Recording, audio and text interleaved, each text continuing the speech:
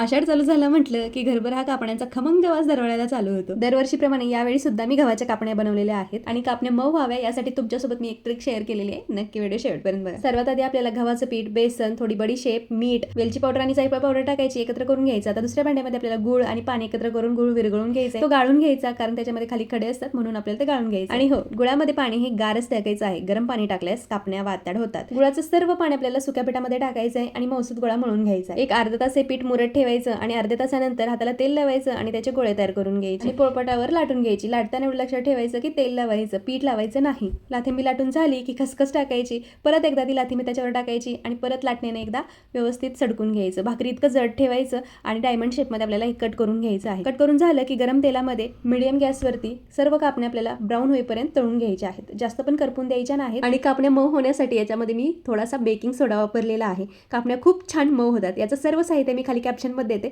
नक्की जाऊन बघा आणि लाईक, कमेंट, शेअर आणि फॉलो करायला विसरू नका. थँक्यू.